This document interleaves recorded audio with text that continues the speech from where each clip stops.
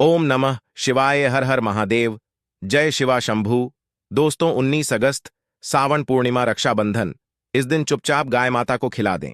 यह एक छोटी सी चीज, रोड़पति भी होंगे, करोड़पति मिलेगी, सभी संकटों और कासन से मुक्ति, मृत्युदंड पितृदोष तुरंत होगा खत्म। पूरे साल आपके घर में भरे रहेंगे ना। धन के भंडारियों कहें कि आपकी साथ पूछते तक करेगी। आपके रुपयों पैसों पर राज सांड पीढ़ियां तक बैंक बैलेंस ही चला जाएगा और आपके जीवन के जो भी दुख दर्द संकट कष्ट है वे सब दूर हो जाएंगे और सुख आपके कदमों में आ जाएंगे। सुख आपके पास आ जाएगा यदि आप यह एक खास और महत्वपूर्ण चीज चुपचाप गे माता को मिला देते हैं। 19 अगस्त सावन पूर्णिमा के दिन, क्योंकि इस बार सावन पूर्णिमा के दिन पूरे 500 सालों के बाद ऐसा दुर्लभ संयुक्त बना है जिसमें कि यदि आप गे माता से जुड़े वह उपाय करते हैं तो 7 पूछते तक 7 पीढ़ियां तक बैंक बढ़ता चला जाएगा, कमी नहीं होगी। धन दौलत की अन्य धन के भंडार भरे करेंगे। आपके घर में ऐसा दुर्लभ संयुक्त है। पूरे 500 वर्षों के बाद इस बार सावन पूर्णिमा के दिन तो दोस्तों कौन कौन से उपाय हैं गे माता से जुड़े, क्योंकि आपको सावन पूर्णिमा के दिन करने हैं। इस वीडियो के मध्य से हम आपको वही बताएंगे जिन उपाय को करने से आपके जीवन के तमाम प्रकार के दुख दर्द संकट कष्ट दूर हो जाएंगे और सबसे बड़ी बात, आपके जीवन से तत्काल गरीबी समाप्त हो जाएगी। इस वीडियो के मध्य से हम आपको बताएंगे।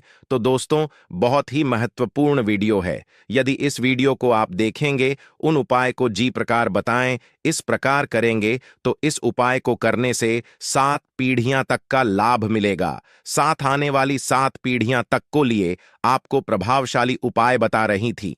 7 पीढ़ियां तक फायदा मिलेगा। इस उपाय को करने से बैंक बैलेंस कमी नहीं होगी, दुख दूर हो जाए, हाथों हाथ सुख हाथ के कदमों में ए जाएंगे। इतना शुभ संयुक्त बना है गे माता से जुड़े उपाय करने का। इस बार सावन पूर्णिमा के दिन तो दोस्तों कौन कौन से उपाय हैं, पूरा वीडियो देखना। पूरा वीडियो देखोगे तो यह लाभ मिलेगा। बीच बीच में से वीडियो देखोगे तो कोई लाभ नहीं मिलने वाला है। यदि आप चाहते हैं कि धन से आप माला माल हो, जैन गरीबी समाप्त हो जाए और आपकी अन्य धन के भंडार बने रहे, तो पूरा वीडियो देखकर ही जैन सबसे पहले तो आपसे रिक्वेस्ट करते हैं वीडियो को लाइक कर दें सबसे पहले और सच्चे दिल से कमेंट्स बॉक्स माता लक्ष्मी जय गौ माता आवश्यक लिख देना, जिससे समस्त मनोकामनाएं पूर्ण हो जाएं। और साथ ही साथ वीडियो को दोस्तों के पास शेयर जरूर करना ताकि और लोगों का भी भला हो। यदि और लोगों की भला के बड़े में आप सोचेंगे, भलाई के बड़े में सोचेंगे, तो आपका भला अपने आप हो जाएगा। यह मान ले शेयर दूर कर दे ज्यादा से ज्यादा वीडियो को। तो दोस्तों, सबसे पहले तो आपको बता दें गाय माता के उपाय बताने से पहले कि हिंदू पंचांग के अनुसार पूर्णिमा आने वाली है। धार्मिक ग में इस दिन स्नान तक और दान का विशेष महत्व है। सावन पूर्णिमा के दिन यह पर्व गुरु के प्रति सम्मान और आभार प्रकट करने के लिए हर साल सावन मास की पूर्णिमा को मनाया जाता है। गुरु शब्द का अर्थ होता है अज्ञान के अंधकार को दूर करने वाला गुरु। अपने ज्ञान से शिष्य को सही मार्ग पर ले जाते हैं और उनकी उन्नति में सहायक बनते हैं। सावन पूर्णिमा इस दिन जो भी आप उपाय करेंगे, किसी भी प्रकार के कोई उपाय करेंगे तो उसका प्रभाव, उसका असर आपको 100% मिलता है।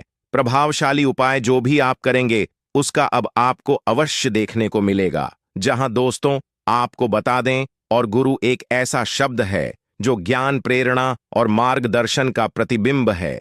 गुरु वे होते हैं जो अंधकार में प्रकाश लाते हैं, अज्ञानता को दूर करते हैं और हमें जीवन का सही मार्ग दिखाते हैं। सावन पूर्णिमा, जिसे सावन माह का आखिरी दिन भी कहा जाता है, जिसे सावन पूर्णिमा के नाम से भी जाना जाता है, हिंदू धर्म का एक महत्वपूर्ण त्योहार होता है। हिंदू कैलेंडर के अनुसार यह त्योहार हर साल के सावन मास की पूर्णिमा को मनाया जाता है। इस वर्ष सावन पूर्णिमा 19 अगस्त 2024 को मनाई जाएगी। सावन पूर्णिमा का महत्व भाई और बहन के पवित्र संबंध का प्रतीक है। इस दिन बहिनें अपने भाई के प्रति कृतज्ञता व्यक्त करते हैं। यह पूर्णिमा भाई बहन के रिश्ते को मजबूत करती है।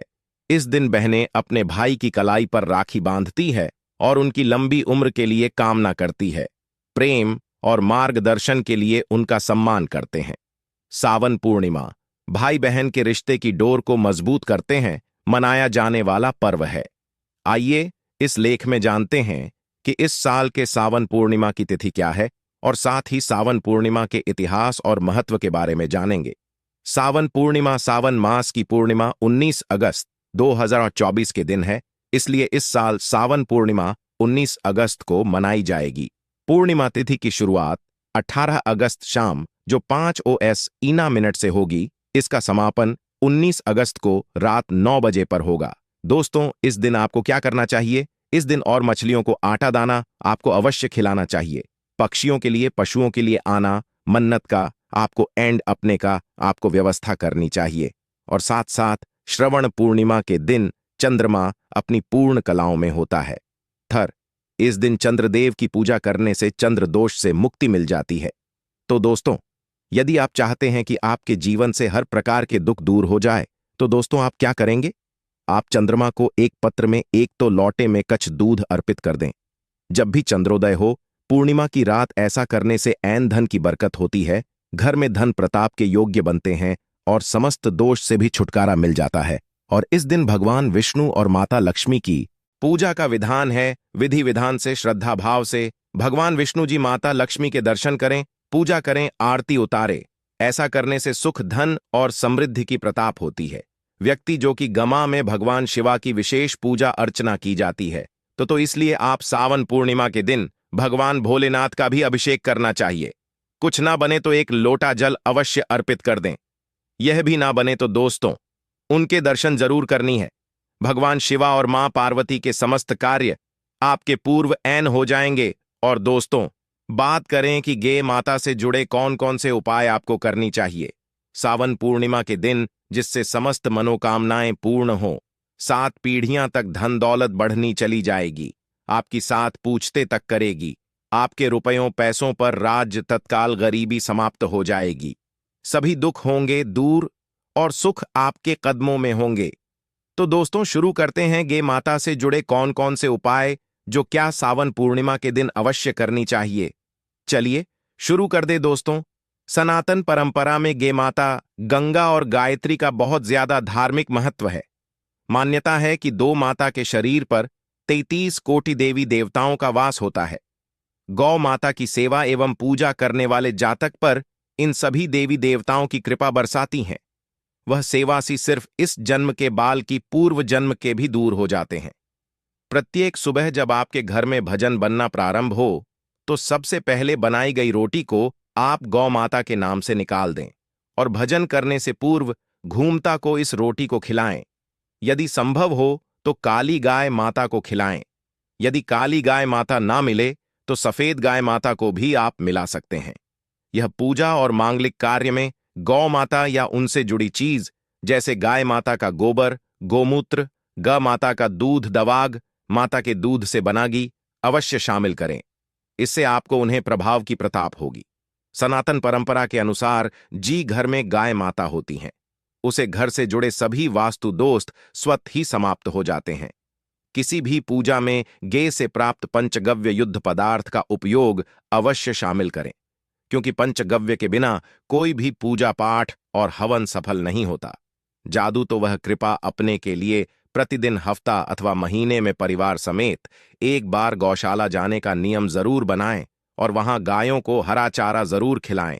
इससे आपको शुभ फलों की प्रताप होगी और साथ ही साथ गौ सेवा और गौ पूजा से 9 ग्रह शांत हो जाते हैं और इसे जुड़े 200 का निदान हो जाता है। गर्मियों में गौ माता को पानी पिलाया और सर्दी में गौ माता को गुड़ अवश्य खिलाएं।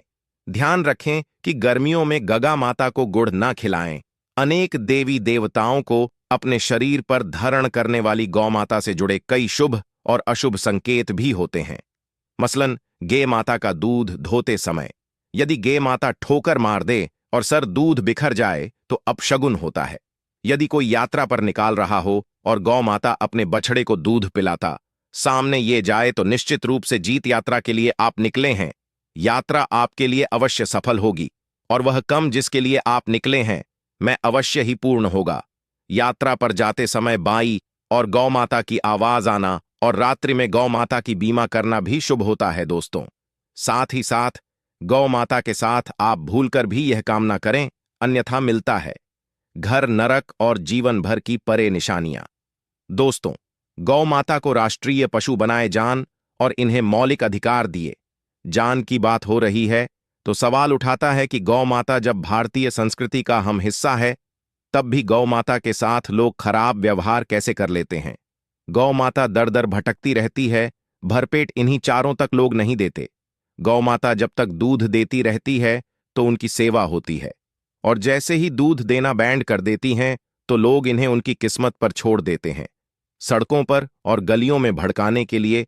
ऐसे में गोवंश जीवन को कोई डंडे से मारता है तो कोई उन पर पानी डाल देता है, कभी वाहनों से इन्हें ठोकर लग जाती है तो कभी बीमा होकर बेचारी एक गौ माता दम तोड़ देती है। ऐसे में जरूर है इन बातों को जानकारी। गौ माता को लेकर शास्त्रों में क्या कहा गया है, गौ माता के साथ आपको कैसा व्यवहार करना चाहिए, या दोस्तों गौ माता को कभी भी मारना पीटना नहीं चाहिए। शास्त्रों में गौ माता को माता का दर्ज दिया गया है। गौ माता को कटने पीटने वाला, माता को काटने पीटने वाले के समाज पाप का भाग माना जाता है। ऐसे घरों को नरक लोक में वर्षों तक कष्ट भोगना पड़ता है। अगले जन्म पशु यानी मैं मिलता है। कथा है कि गौतम मुनि ने गलती से गौ माता को डंडा मार दिया था, जिससे गौ माता की मृत्यु हो गई थी, और इस पाप से मुक्ति के लिए इन्हें वर्षों तक तपस्या करनी पड़ी। भगवान श्री कृष्ण जी ने बेल स्वरूप में आए व्रत असुर का वध कर दिया था, जिससे मुक्ति के लिए भगवान श्री कृष्ण को संपूर्ण तीर्थ को एक कुंड में बुलाना पड़ा, और इस कुंड में स्नान से वह पाप मुक्त हो गई थी।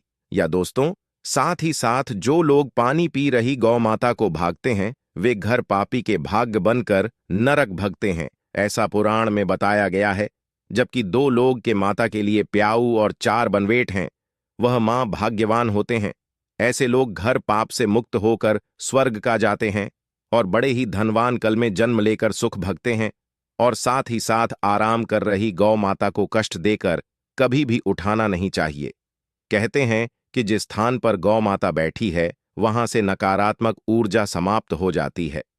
गौ माता के बैठने की जगह को जो लोग नियमित साफ रखते हैं, वे पूर्व जन्म में किया गए जान अनजाने में बापू से मुक्ति हो जाते हैं, और वह लोग में ठान पाते हैं। गौ माता को डंडा मारकर उठाना, पानी डालकर उठाने से मनुष्य पाप का भाग बनता है और अगले जन्म में उसे दर दर भटकना पड़ता है। और साथ ही साथ शास्त्रों में बताया गया है कि गौ माता का दूध उसके बछड़े के लिए होता है। माता के बछड़े से बचा हुआ दूध ही मनुष्य को लेना चाहिए, लेकिन कुछ लोग एक बार गौ माता को तोहू लेने के बाद फिर से बचाने के लिए बचा हुआ दूध भी दूर लेते हैं। ऐसा करना घर पाप कहाँ जाता है। ऐसे दूध को दुखन वाला और ग्रहण करने वाला दोनों ही पाप की भाग बन जाते हैं दोस्तों। साथ ही साथ शास्त्रों में कहा गया है कि गोवंश यानी गौ माता और बेल के पीठ पर नहीं बैठना चाहिए। इनके पीठ पर बैठने से मां बाप लगता है। ऐसे लोगों को नरक की यातना भुगतान पड़ती है। एकमात्र महादेव के अंश के उत्पन्न नदी ही गोवंश है जी, पर स्वयं महादेव और महादेवा सवारी करती हैं, क्योंकि नंदिनी ने स्वयं अपनी इच्छा से महादेव की सवारी बनना स्वीकार किया था। और सबके साथ शास्त्रों में गौ माता के दान को बहुत ही महत्व दिया गया है। लेकिन ऐसी गौ माता का दान कभी नहीं करना चाहिए जो बुद्धि और बीमा हो। कठोपनिषद में नचिकेता की कथा भी इस संदर्भ में है कि जी नचिकेता ने पिता द्वारा बुद्धि गौ माता को दान करने पर आपत्ति जताई थी। दूध देने वाली और बछड़े सहित जो लोग गौ माता का दान करते हैं, वह महान पुण्य को प्राप्त करके स्वर्ग में इस स्थान पाते हैं। दोस्तों, साथ ही साथ सूर्य चंद्र मंगल या शुक्र की यूटी रहो तो पितृदोष होता है। यह भी मान्यता है कि सूर्य का संबंध पिता से, मंगल का संबंध रक्त से होने के कारण सूर्य यदि शनि राहु या केतु के साथ स्थित हो या दृष्टि संबंधी हो, तथा मंगल की यूटी राहु या केतु से हो, तो तेरा दोस्त होता है। इस दोस्त से जीवन संघर्ष में बन जाता है। यदि पितृदोष हो तो गौ माता को प्रतिदिन या किसी भी एकादशी को या किसी पूर्णिमा के दिन या अमावस्या को रोटी, घोड़, चार आदि खिलौने से पितृदोष से समाप्त हो जाता है। साथ ही साथ देसी के माता की पीठ पर जो खुद होता है वह बृहस्पति गुरु हैं। 8 और जन्मपत्री में यदि बृहस्पति अपनी नीचे राशि मकर में हो या अशुभ स्थिति में हो, तो देसी गौमाता के इस बृहस्पति भाग शिवलिंग रूपी कुबेर के दर्शन करने चाहिए। यह गुण तथा चने की दाल रखकर गौमाता को रोटी भी दें। इससे आपको शुभ फलों की प्रताप होगी। और साथ ही साथ यदि आप रास्ते में जा रहे हो और सामने से गौमाता आई हुई दिखाई दे तो गौमाता को आप अपनी दाहिनी ओर से जान देना चाहिए। आपकी यात्रा बस से ही सफल होगी। और साथ ही साथ यह है संकेत भी। यदि आप यात्रा पर जा रहे हैं और सामने आपके गौ माता बांट जाए अथवा अपने बछड़े को दूध पिलाता हुई सामने गए माता दिखाई दिए जाए तो समझ जाना कि वह यात्रा आपके लिए अवश्य ही सफल होगी। और साथ ही साथ घर में गौ माता होती है उसमें वास्तु दोष स्वतः ही समाप्त हो जाता है। और साथ ही साथ आपको बता दें कि गौ माता को आप जो भी रोटी बनाएं प्रतिदिन ताजी रोटी ही बनाएगी। माता को अगर आपने रोटी बनाई है तो कोशिश करें कि उसे रोटी को आप तुरंत ही गौ माता को दे दें। अगर आप उसे रोटी को रख देंगे और उसे रोटी को अगले दिन देंगे तो वह रोटी वासी मर जाएगी। गे माता को कभी वासी रोटी ना दें। इससे घर में नकारात्मक ऊर्जा वास करती है और जो भी कार्य आपके बने वाले होंगे वह कार्य भी आपके बिल्कुल भी नहीं बनेंगे।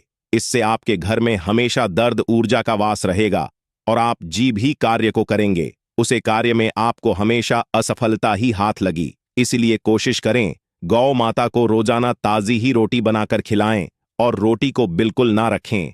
बंसी रोटी गौ माता को ना दें। और साथ ही साथ साड़ी गली चीज गे माता को नहीं खिलानी चाहिए कि घर में कोई फल है कोई सब्जी है। सो जैन तो लोग क्या करते हैं गौ माता को मिला देते हैं। नहीं, ऐसा नहीं करना चाहिए। ऐसा करने से यदि आप गौ माता को खिलाने हैं तो और आपके भाग्य बन जाते हैं। आप बिल्कुल भी साड़ी गली चीज गौ माता को ना खिलाएं। और साथ ही साथ आप आटे की 11 लोहियां बनाकर उनके ऊपर हल्दी लगे। इसके बाद आप उन 11 लोहियां को एक एक करके गौ माता को खिलाएं। गौ माता की आप चरणों के स्पर्श करें। या दोस्तों, ऐसा करने से आपके समस्त कार्य बने लगेंगे। जो दुख का समय चल रहा है वे भी समाप्त होगा। आपके जीवन में खुशी है, खुशी आऊंगी। और एक बार आप 7 बार गौ माता की परिक्रमा कर लें तो आपके समस्त कार्य पूर्ण होंगे। और साथ ही साथ आप गौ माता को जब भी रोटी दे रोटी पर या तो आप थोड़ी हल्दी लगा लें या थोड़ा गुड़ रख लें। अगर गुड़ ना हो तो आप थोड़ा मिश्री रख सकते हैं, थोड़ा घी रख सकते हैं। या दोस्तों, ये माता को कभी भी सूखी रोटी ना खिलाएं। सूखी का मतलब ग माता के जोर रोटी रखें, खिलाएं उसे, पर कुछ ना कुछ रखकर खिलाएं। हल्दी रख लें, गुड़ रख लें, मिश्री की अब जो भी रख लें, मतलब खाली रोटी नहीं खिलानी है। ध्यान इस बात का रखें जब भी आपको शुभ फलों की प्रताप होगी। या दोस्तों, ये थे गे माता से जुड़े कुछ महत्वपूर्ण उपाय, कुछ बातें जिन्हें आपको ध्यान में जरूर रखना चाहिए। दोस्तों, वीडियो अच्छी लगी हो तो वीडियो को लाइक करें, ज्यादा से ज्यादा अपने दोस्तों में शेयर करें। चैनल पर नए हैं तो चैनल सब्सक्राइब जरूर कर लें।